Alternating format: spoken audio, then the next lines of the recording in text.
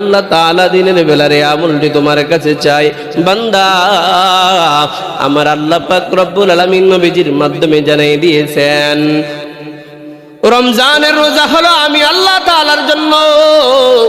নবীজি বলেন, আল্লাহ তাআলা যেটা জানাইলেন, আসিয়ামু লি ওয়া আনা আজজি বিহি। বান্দা দুনিয়ার যত আমল করো এগুলা তোমার জন্য, আর এই রমজান মাস যে আছে, রমজান মাসের রোজাগুলা আমি আল্লাহর জন্য। এটা আমি আল্লাহ তাআলার মাস। রমজান মাসের মধ্যে যে রোজা রাখবা এগুলো আমার জন্য, আর আমি আল্লাহ তাআলা রব্বুল আলামিন আমার নিজের হাতে আমি নিজে এর বদলা দান করব। সুবহানাল্লাহ, নিজে এর বদলা দান করব। আমি আল্লাহ তাআলা নিজে বদলা দান করব। নামাজ পড়ো, তুমি যাকাত দান করো, তুমি দান সাদাকা করো, কোরআন তেলাওয়াত করো, জিকির করো, যত ভালো কাজ করো, খারাপ কাজ থেকে মানুষকে বিরত রাখো। তোমার সব নেকি গোলার বদলা আমি আল্লাহ তাআলা ফেরেশতাদের মাধ্যমে দিয়ে থাকি। ফেরেশতারা দেয়, ফেরেশতারা লিপিবদ্ধ করে। আর রমজানের রোজা আমি আল্লাহর কাছে এত প্রিয়, এত প্রিয়, আমি আল্লাহ তাআলা রমজানের বদলা আমি আল্লাহ নিজে দেব। বলেন সুবহানাল্লাহ। এটা তোমাদের জন্য কষ্ট হবে না। তোমাদের পূর্ববর্তীদের উপরও ফরজ করেছিলাম। কেন রমজান রোজা ফরজ করলাম? লাআল্লাকুম তাত্তাকুন, যেন তোমরা মুত্তাকি হতে পারো, যেন তোমরা ঈমানদার হতে পারো, যেন তোমাদের মধ্যে আমি আল্লাহ তাআলার ভয় আসে। এজন্য আমি আল্লাহ তাআলা তোমাদের উপরে রমজানের এক মাস রোজাকে ফরজ করেছি। তাকওয়া হাসিল করার জন্য, তাকওয়া হাসিল করার জন্য। তাহলে রমজানের মূল মাকসাদ হলো তাকওয়া হাসিল করা। রমজানের রোজা রাখলাম, রমজানের মধ্যে পুরা রমজান কাটিয়ে দিলাম, কিন্তু আমার মধ্যে আমার রবের ভয় আসলো না। আমি রবকে ভয় করতে পারলাম না। কেমন ভয় হবে? রব বলে দিয়েছেন, ইয়া আইয়ুহাল্লাযীনা আমানুত্তাকুল্লাহ হাক্কা তুকাতিহি ওয়া লা তামুতুন্না ইল্লা ওয়া আনতুম মুসলিমুন। রব কালামে পাকের মধ্যে ইরশাদ ফরমান, ঈমানদারেরা তোমরা আমি আল্লাহকে ভয় করো, আমি আল্লাহ তাআলাকে তোমরা ভয় করো। কেমন ভয় করবা? ভয় করার মতো তোমরা আমি আল্লাহকে ভয় করো। আর তোমরা মৃত্যুবরণ করো না, তোমরা মুসলিম না হয়ে, মুসলমান না হয়ে তোমরা মৃত্যুবরণ করিও না। আয়াতের তাফসীরের মধ্যে লিখেছেন, আল্লাহ পাক রব্বুল আলামিন মুমিনদেরকে ভয় করতে বলেছেন, ভয়ের মতো ভয়। হাক্কা তুকাতি, আল্লাহ তাআলা কেন বললেন, কি বুঝাইলেন? বান্দা আমি আল্লাহ তাআলাকে ভয় করবা। ভয়ের প্রকাশটা হবে এমন, সর্বক্ষেত্রে সব কাজের মধ্যে আমি আল্লাহ তাআলার অনুসরণ করতে হবে। আমি আল্লাহ তাআলার সন্তুষ্টির তালাশে থাকতে হবে। আমি আল্লাহর ভয় করতে গিয়ে, আমি আল্লাহ তাআলার বিধান পালন করতে গিয়ে ডান বাম যেন না হয়, অন্য কারো অনুসরণ যেন না হয়, একমাত্র যেন আমি আল্লাহ তাআলার আনুগত্য হয়। আমি আল্লাহ তাআলাকেই যেন আনুগত্য করো, এর মধ্যে যেন অন্য কিছুকে প্রাধান্য না দাও। সাহাবায়ে কেরাম আল্লাহকে ভয় করতেন, ভয়ের মতো ভয়। নবী রাসূলগণ আমার আল্লাহকে ভয় করতেন, তাদের ভয় ছিল ভয় করার মতো ভয়। তারা আল্লাহ তাআলাকে ভয় করার মতো ভয় করেছেন, আল্লাহকে ভয় করেছেন এমন ভাবে, দুনিয়ার সবাই আমার বিরুদ্ধে একদিকে চলে যাক, আমার রব শুধু আমার সাথে থাকলেই চলবে, আমার রব আমার সন্তুষ্ট হইলে চলবে। সাহাবায়ে কেরাম চাইছেন আমার বাবা আমার বিপক্ষে চলে যাক, আমার মা বাবা আমার বিপক্ষে চলে যাক, আমার দল আমার বিরুদ্ধে চলে যাক, আমার বংশ আমার বিরুদ্ধে চলে যাক, আমার রাষ্ট্র আমার বিরুদ্ধে চলে যাক। আমার রব যদি আমার সন্তুষ্ট থাকে, আমার প্রতি খুশি থাকে, দুনিয়ার কেউ আমাকে কিছুই করতে পারবে না। রবকে এমন ভাবে ভয় করেছেন, রবের ধরাকে ভয় করেছেন। আল্লাহ নবীজি সাল্লাল্লাহু আলাইহি ওয়াসাল্লাম সাহাবায়ে কেরামকে এক একজনকে তৈরি করেছেন। সাহাবায়ে কেরাম তো অতুলনীয় ভাবে আল্লাহ তাআলাকে ভয় করতেন। শুধু সাহাবীরা নয়, তাদের যুগের সাধারণ মুমিনরাও আল্লাহ তাআলাকে ভয় করত। নবীজির বিশিষ্ট সাহাবী হযরতে ওমর ইবনে খাত্তাব, খলিফাতুল মুসলিমিন হযরতে ওমরের শাসন আমলে ওমর আল্লাহ তাআলা যাকে অর্ধ জাহানের শাসনের দায়িত্ব দিয়েছেন, অর্ধ পৃথিবীর যে শাসক ছিল, এ অর্ধ পৃথিবীর শাসক হযরতে ওমর দিনের বেলা যেমন নিজের দায়িত্ব, রাষ্ট্রীয় দায়িত্ব পালন করতেন, রাতের বেলাও ঘুমানোর আগে নিজের রাষ্ট্রের খোঁজ খবর নিজে হেঁটে হেঁটে নিতেন। দিনের বেলাও ডিউটি করতেন, রাতেও ডিউটি করতেন। আজকে তো দেখা যায় সরকারি আমলারা নিজের নির্দিষ্ট যেটা টাইম, নির্দিষ্ট টাইমও কি করে না, ঠিক মতো পৌঁছতে পারে না, নির্দিষ্ট টাইমে পৌঁছতে পারে না। দেখেন না, একজন সংসদ সদস্য সংসদের মধ্যে সে এখন শপথ পাঠ করবে, রাষ্ট্রের দায়িত্ব তার কাছে অর্পণ করা হবে, সে রাষ্ট্র কিভাবে পরিচালনা, তার দায়িত্ব কিভাবে পালন করবে, সংসদ সদস্যদের শপথ পাঠ হবে। এখন আগে থেকে তো তার টাইম নির্দিষ্ট থাকে, এরপরও একজন সংসদ সদস্য, সরকারি কর্মকর্তা নির্দিষ্ট সময়ের মধ্যে শপথ পাঠের জন্য যাইতে পারে না। শপথ পাঠ করবে, এটার জন্য নির্দিষ্ট টাইমে উপস্থিত হতে পারে না। তাহলে আর বাকি সময়, রাষ্ট্রের দায়িত্বের বাকি সময় তার পার হবে কিভাবে? অফিসের সময় কয়টা বাজে হয়, কয়টা বাজে শেষ হয়, আগে দিয়ে আসতে যদিও বা গড়িমসি করে অফিস থেকে যাওয়ার সময় একটু আগে বের হইতে সেটা দ্বিধাবোধ করে না, যে আমার তো আরো আধা ঘন্টা সময় বাকি আছে, 1 ঘন্টা সময় আমার বাকি আছে, এই রাষ্ট্র তো, জনগণ তো আমার কাছ থেকে এই 1 ঘন্টা সময় চায়, পায়, আমার কাছ থেকে পাও না, এটা আমার রাষ্ট্রীয় হক, জনগণের হক। আমি বিকাল 4টা পর্যন্ত বা 3টা পর্যন্ত যে নির্দিষ্ট টাইম থাকে, যে এতটা পর্যন্ত আমার ডিউটি করা, এই সময়ের মধ্যে যদি আমি অন্যদিকে চলে যাই, ডিউটি পালন না করি, তাহলে জনগণের হক নষ্ট করলাম, রাষ্ট্রীয় হক নষ্ট করলাম, আল্লাহর কাছে কি জবাব দেব সে চিন্তা করে না। কারণ কি? আল্লাহর ভয় নাই, আল্লাহর ভয় নাই। অফিস টাইমে ঠিক মতো অফিসে যায় না, সরকারি চাকরি করে গিয়ে দেখা যায় কর্মকর্তারা তার নির্দিষ্ট স্থানের মধ্যে নাই, অফিসের মধ্যে নাই, তার শ্রেণীকক্ষের মধ্যে নাই। এরকম বহু দিন কি দিন যায়, সে উপস্থিত হয় না, দিন কি দিন যায়, তার ডিউটি সে পালন করে না, কিন্তু সরকারের খাতা থেকে বেতন ঠিকই নিচ্ছে। আর সাহাবায়ে কেরাম নবীজির থেকে কি শিক্ষা অর্জন করলেন? অর্ধ জাহানের রাজা যিনি, শাসক যিনি হযরত ওমর, দিনের বেলাও দায়িত্ব পালন করে রাষ্ট্রের, আবার রাত্রে বেলাও ঘুমানোর আগে অনেক ফিকির, চিন্তা, ভয়, হায়রে আমার রাষ্ট্রের মানুষগুলা জানি কেমন আছে, কার ঘরে জানি খাবার নাই, কার ঘরে জানি শান্তি নাই, মানুষগুলা কিভাবে রাত্র কাটাবে, একটু ঘুমানোর আগে খোঁজ খবর নেই। রাত্রে হেঁটে হেঁটে হযরত ওমর খোঁজ খবর নিতেন। খলিফাতুল মুসলিমিন হযরত ওমর ইবনুল খাত্তাব একদিন গভীর রাত্রে বেলা বের হয়ে গেল নিজের এলাকার মধ্যে, নিজের রাজ্যের মধ্যে ঘুরে ঘুরে দেখে ও রাজ্যের জনতার কি অবস্থা, খোঁজ খবর নেওয়ার জন্য বের হয়ে যায়।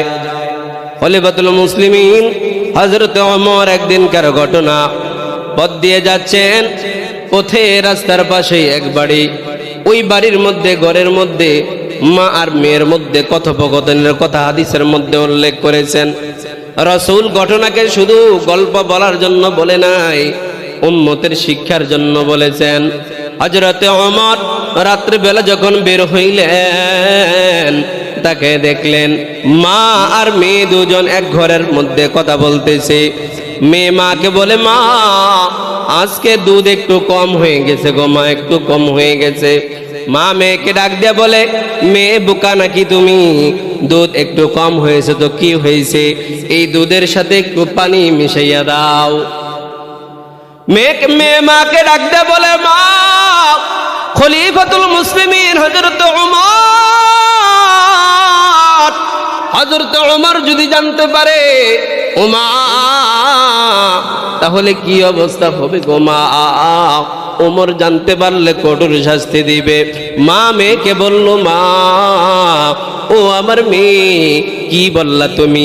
খলিফাতুল মুসলিমিন হযরত ওমর কি আমাদের বাসায় এসে দেখে রইছে নাকি? এই রাত্রিবেলা হযরত খলিফাতুল মুসলিমিন হযরত ওমর ইবনুল খাত্তাব কি দেখে আছে নাকি? ওমর কিভাবে জানবে? ওমর দেখবে না, ওমর জানবে না। মেয়ে নিজের মাকে বলতেছে, মা বুঝলাম তো হযরতে খলিফাতুল মুসলিমিন জানবে না, হযরতে ওমর জানবে না, ওমর দেখবে না। দুধের মধ্যে আমি সামান্য পানি মিশিয়ে দিলাম। আমাকে বলো তো দেখি, আমার তোমার সৃষ্টিকর্তা যিনি, আমার রব যিনি, ওই রব কি আমার দুধের মধ্যে পানি মিশানোটা দেখবে না? আমি খলিফাতুল মুসলিমিনের চোখের মধ্যে হয়তো ধোঁকা দিতে পারবো, কিন্তু আমার রবের চোখের মধ্যে কিভাবে ধোঁকা দিব? চোখে আমার রবের চোখকে কিভাবে আড়াল করব? আমার রব কি জানবে না? আমার রব কি দেখবে না? আমার রবের কাছে আমি কি হিসাব দিব? হযরত ওমর খলিফাতুল মুসলিমিন শুনতেছেন। ওমর বড় খুশি হয়ে গেলেন। আমার রাজ্যের মধ্যে সাধারণ একটা পরিবারের মধ্যে, সাধারণ একটা পরিবারের একটা মেয়ের মধ্যে এমন ভয়, আল্লাহকে এতটুকু ভয় করে একটা বাচ্চা মেয়ে, সে বলতেছে খলিফা দেখবে না তো কি হয়েছে, কিন্তু আমার আপনার রব আল্লাহ তাআলা তো দেখবে, আল্লাহ তাআলা কি দেখবে না? আমার আল্লাহ তাআলাকে সে কতটুকু ভয় করে।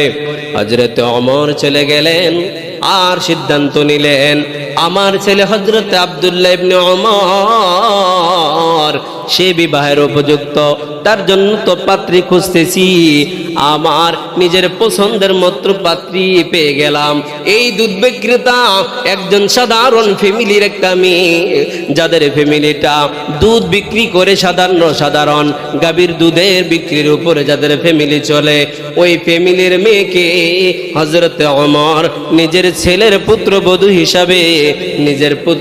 হিসাবে গ্রহণ করে নিলেন। আল্লাহু আকবার। কার পুত্রবধূ?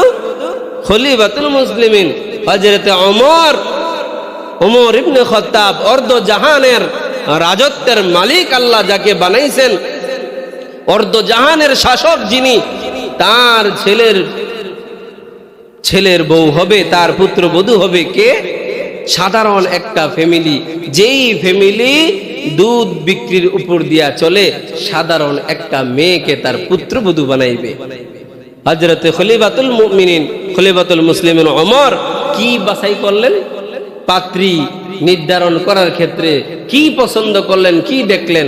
যেটা দেখলেন, দেখার বিষয় হলো এই মেয়ের মধ্যে আল্লাহর ভয় আছে, এই মেয়ের মধ্যে দিনদারিতা আছে, সে আল্লাহকে ভয় করে, এটা বাছাই করলেন। আর আজকে আমরাও সন্তান ছেলে মেয়ে বিবাহ করাই, কিন্তু আমরা কি খুঁজি? মেয়ের বাবার টাকা পয়সা কেমন আছে, বাবাই কি করে, ভাইয়েরা কি করে, টাকা পয়সা কেমন আছে,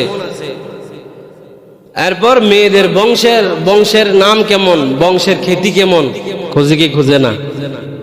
বংশের প্রসিদ্ধি কেমন আছে, মেয়ের ডিগ্রি কেমন, লেখাপড়া কেমন করছে, আমার ছেলের লেভেলের কিনা। এরপর মেয়ে দেখতে শুনতে সুন্দর কিনা, অনেক সুন্দর হতে হবে, যদিও নিজের ছেলে কালো, কিন্তু সবাই চায় কি যে মেয়েটা একটা সুন্দর মেয়ে হতে হবে, লম্বা চওড়া একটা মেয়ে হতে হবে। আজকের মানুষগুলা কি দেখে? সম্পদ আছে কিনা সম্পদ দেখে নিজের ছেলেকে বিবাহ করবে, নিজের ছেলেকে বিবাহ করাবে। মেয়ে পক্ষের সম্পদ আছে কিনা, তার বংশের সুনাম আছে কিনা, মেয়ের শিক্ষা দীক্ষা কেমন, মেয়ের সৌন্দর্য কেমন, এই কথা খুব কম মানুষ দুনিয়ার মধ্যে আছে যারা জিজ্ঞেস করে মেয়ে দিনদার কিনা, মেয়ে আল্লাহকে ভয় করে কিনা, মেয়ে যে আমার ছেলের জন্য নিয়ে বসে কোরআন পড়ে কিনা, নামাজ পড়ে কিনা, মেয়ে পর্দা করে কিনা। এই কথাগুলো জিজ্ঞেস করে খুব কম মানুষ আছে। সবাই জিজ্ঞেস করে দিনদারি, দুনিয়াদারিতা, টাকা পয়সা কেমন আছে, মেয়ে সুন্দর কিনা, লম্বা চূড়া কিনা। কিন্তু অর্ধজাহানের শাসক হযরতে ওমর নিজের ছেলের জন্য পুত্রবধূ দেখতেছে, ছেলের জন্য বউ দেখতেছে। কেমন মেয়েকে? সাধারণ একটা পরিবারের মেয়ে, যে পরিবারটা সামান্য দুধ বিক্রির উপরে চলে। কি দেখলেন হযরত ওমর? ওই মেয়ের মধ্যে আল্লাহর ভয় আছে, তাকওয়া আছে, আল্লাহ তাআলাকে ভয় করে। যে মেয়ে আল্লাহকে ভয় করে, দুধের মধ্যে সামান্য একটু দুধ মিশাইতে, যে আমার আল্লাহ কি আমাকে দেখবে না, আমার আল্লাহ তাআলার সাথে আমি কি জবাব দেব, তাহলে এই মেয়ের দ্বারাই আমার সংসার সুন্দর হবে, এই মেয়ের কাছে আমার সংসারের আমানত ঠিক থাকবে, সংসার সেই ভালো নিয়ন্ত্রণ করতে পারবে। তাকওয়া দেখলো। এজন্য বাবারা নিজের সন্তানাদিদেরকে বিয়ে করাইতে সম্পদ দেখে না, সৌন্দর্য দেখে না, বংশীয় মর্যাদার দিকে তাকাইয়া নয়, বরং সবার আগে প্রাধান্য দিতে হবে যেটা দিনদারিতা আছে কিনা, আল্লাহর ভয় আছে কিনা, আল্লাহর ভয়কে প্রাধান্য দেওয়া। আল্লাহর ভয় সাহাবায়ে কেরামের মধ্যে যেমন ছিলেন, তাদের অধীনস্থ লোক যারা ছিল তাদের মধ্যে আল্লাহর ভয় ছিল। খলিফাতুল মুসলিমিন হযরতে ওমর ইবনুল খাত্তাবের জীবনের আরেকটা তার আমলের ঘটনা। হযরতে ওমর একদিন সফরের মধ্যে বের হলেন।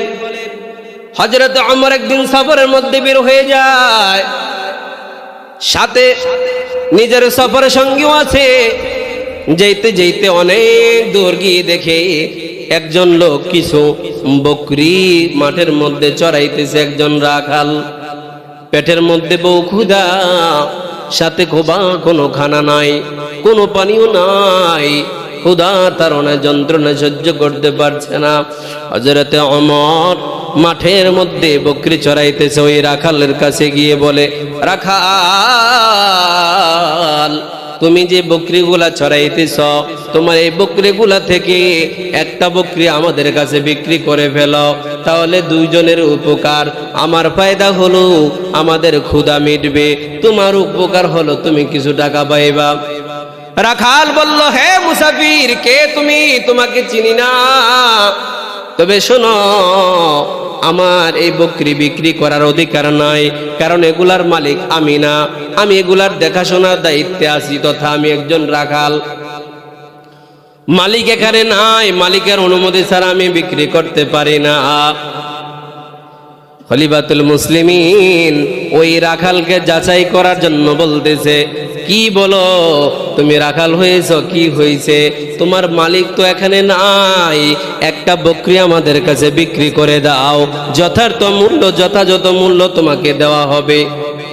তোমার মালিক দেখবে না, তোমার মালিক তো এখানে নাই, সে দেখবে না, সে জানবে না।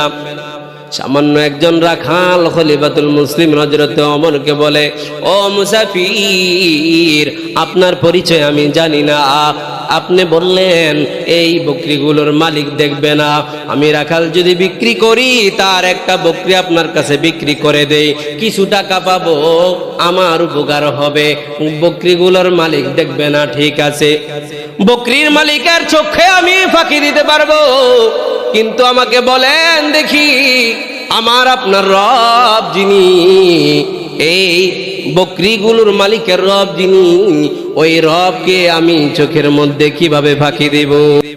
আল্লাহ কি দেখবে না? আমি আল্লাহকে কিভাবে ধোঁকা দেই? আমার আল্লাহ তাআলার চক্ষুর আড়াল কিভাবে করব? সামান্য একজন রাখাল বলে, এই বকরির মালিক হয়তো দেখবে না, আমারও তো একজন মালিক আছে, আমারও একজন সৃষ্টিকর্তা আছে, আমার রবের কাছে আমি কি হিসাব দিব?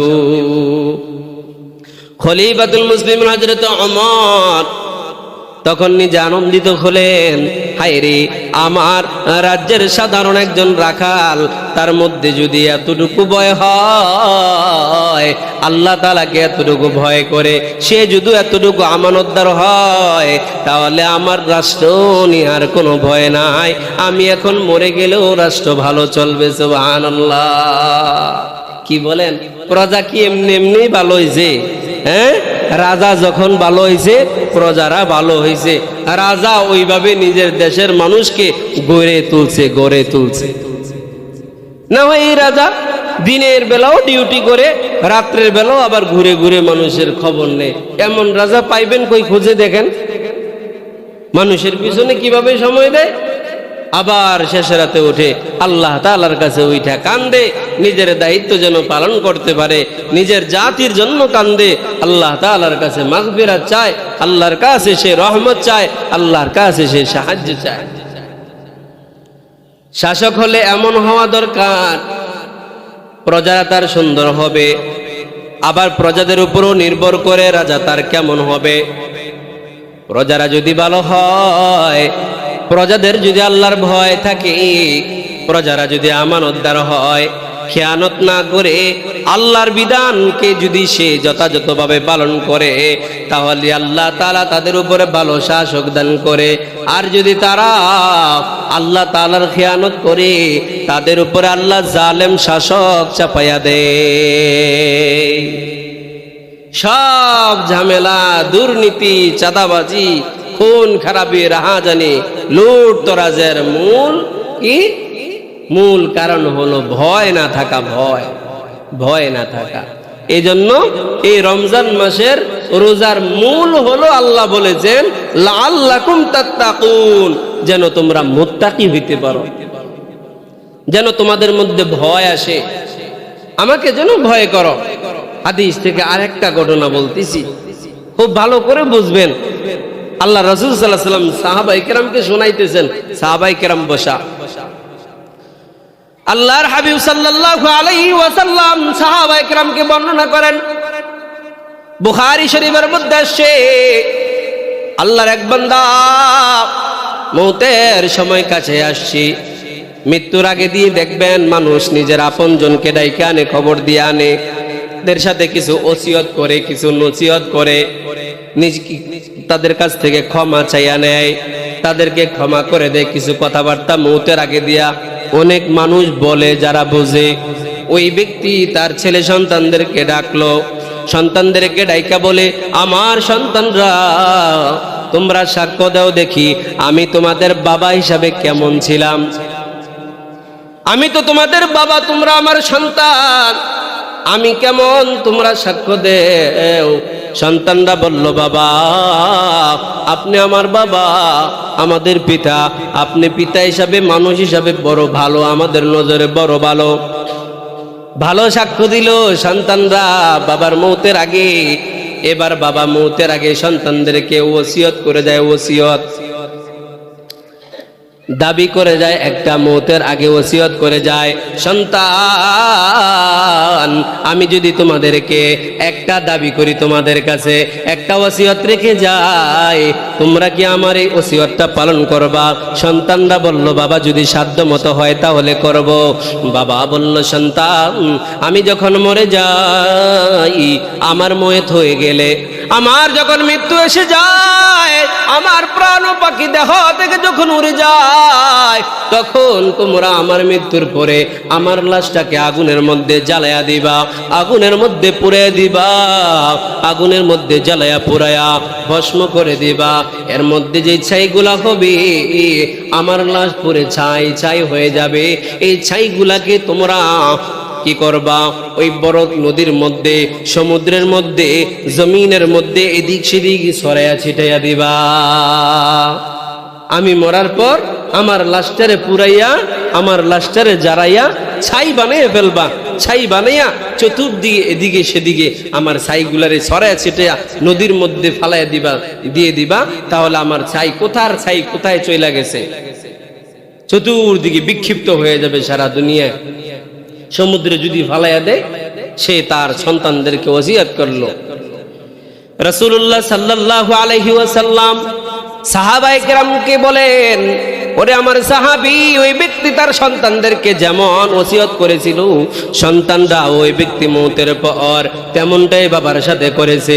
বাবা যখন ইন্তিকাল হয়, বাবার ইন্তিকালের পর লাশটাকে পুরাইলো ছাই বানাইয়া, ছাইগুলাকে সমুদ্রের মধ্যে, নদীর মধ্যে, বিভিন্ন মরুভূমির মধ্যে বিভিন্ন জায়গায় ছড়াইয়া ছিটিয়ে দিয়েছে। ওই লোকটাকে আল্লাহর রাসূল সাল্লাল্লাহু আলাইহি ওয়াসাল্লাম বলেন, আল্লাহ পাক রব্বুল আলামিন তাকে জিজ্ঞেস করেছিল, আমার বান্দা, তুমি মওত তোমার হয়েছে, সন্তানরা তোমাকে বলল তুমি ভালো, তুমি নামাজও পড়তা, তুমি ভালো ব্যক্তি ছিলা, আমলওয়ালা মানুষ ছিলা, একটা বিষয় তোমার বুঝে আসে নাই। আল্লাহ তো বুঝেন, তারপরও তার কাছ থেকে জানতে চায়, একটা বিষয় জানতে চায়, তুমি কেন তোমার সন্তানদেরকে আদেশ করলা তোমার লাশ পুড়িয়ে দেওয়ার জন্য? লাশকে পুড়িয়ে ছাই করে এগুলাকে নদীর মধ্যে ফেলে দেওয়ার জন্য কেন বললা? ওই আল্লাহর বান্দা ডাক দিয়ে বলে, মালিক আল্লাহ, আমি জানি আপনার সম্মুখীন আমাকে হতে হবে, আপনার সামনে হিসাব দিতে হবে, আপনার সামনে হাসরের মাঠে আমি দাঁড়াইতে হবে। আল্লাহ, আমার বড় ভয় হয়, আমার যে আমল, এ আমল নিয়ে আমি আপনার সামনে দাঁড়াইতে পারবো কিনা। আল্লাহ, আমার বড় ভয় হয়, আপনি যদি আমাকে হিসাব নেন, আপনার সম্মুখীন যদি আমাকে হতে হয়, সামনাসামনি হতে হয়, আপনার কাছে আমি হিসাব দিতে পারবো না। আমার ঈমান বড় দুর্বল, আমার এই লাশ পুড়াইয়া ছাই বানাইয়া এগুলাকে ছড়াইয়া ছিটাই দিতে আমার সন্তানদেরকে আদেশ করার একমাত্র কারণ হলো আপনার ভয়। আমার এই লাশকে ছাই বানাইয়া ছড়াইয়া ছিটিয়ে দেওয়ার কথা কেন বললাম? আপনাকে ভয় করি বলে, আপনার ভয় অন্তরে আছে, এই জন্য ভয় আছে, এই জন্য এই ভয় অন্তরে আনার জন্য, অন্তরে ফিট করার জন্য আল্লাহ তাআলা রোজা দিয়েছেন। আমার মধ্যে আপনার মধ্যে কতটুকু ভয় আসতেছে আল্লাহ তাআলার, আমি আল্লাহ তাআলার বিধানের ব্যাপারে, আমার পরিবারের হকের ব্যাপারে, আমার সমাজের হকের ব্যাপারে, রবের হকের ব্যাপারে আমার রবকে কতটুকু ভয় করি মিলিয়া দেখেন। আপনি আমি নবীর আশিক, সাহাবায়ে কেরাম আশিক ছিলেন। হযরতে আবু বকর সিদ্দিক রাদিয়াল্লাহু আনহু, যিনি নবীজির বন্ধু ছিলেন, যিনি নবীজির শ্বশুর ছিলেন, যিনি নবীজির সফর সঙ্গী ছিলেন, যাকে দুনিয়ার মধ্যে আল্লাহ পাক রব্বুল আলামিন জান্নাতের সার্টিফিকেট দিয়েছে। আবু বকরের কোনো ভয় থাকার কথা নয়। আবু বকর নিজেকে নিজে লক্ষ্য করে বলতেছে, রাসূল বলেন, আমার আবু বকর কেমন জানো? আবু বকর নিজেকে বলতেছে, হায় আবু বকর, তুই যদি গাছ হইতি গাছ, তাহলে তোকে লাকড়ি বানাইয়া মানুষে ফেরে আগুনের মধ্যে জ্বালাইয়া দিত, তোর কোনো হিসাব হতো না। হায় আবু বকর, নিজেকে নিয়ে আফসোস করে আবু বকর বলতেছে, আবু বকর, তুই যদি গাছের লতা পাতা হতি, তাহলে বকরি খেয়ে ফেলতো, তোর কোনো হিসাব হতো না, তোর কোনো হিসাব হতো না। হযরতে আবু বকর নবীজির জান্নাতি সাহাবী, আল্লাহ তাআলার ধরাকে ভয় করে, আল্লাহর হিসাবকে ভয় করে, তোর কোনো হিসাব হতো না। আবু বকর, তুই যদি গাছ হতি, গাছের লতা পাতা হতি, তাহলে তোর কোনো হিসাব হতো না। হায় আফসোস, হযরতে আবু বকর এত সুন্দর একটা জীবন সাজাইলো, নিজের জন্য দুনিয়ার মধ্যে কিছু করার পাগল ছিলেন না, নবীর জন্য পাগল ছিলেন, রবের জন্য পাগল ছিলেন।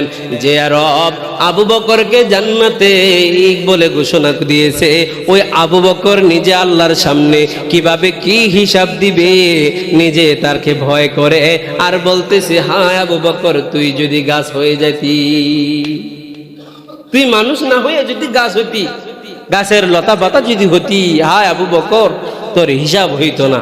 আবু বকর জান্নাতি মানুষ, যার জীবন পুরো আল্লাহর রাস্তায় ওয়াকফ, নবীজির সামনে ওয়াকফ করে দিয়েছে।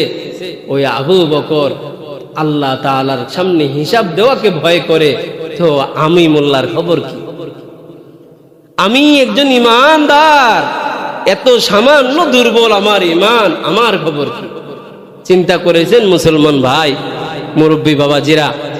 আমি আমার নিজের আমলটাকে মিলিয়ে দেখি, জন্ম থেকে বুঝ হওয়ার পর থেকে আজকে পর্যন্ত নিজেকে নিজে কত ধোঁকা দিলাম, ফ্যামিলিকে কত ধোঁকা দিলাম, মানুষকে কত ধোঁকা দিলাম, রবকে কত ধোঁকা দিলাম।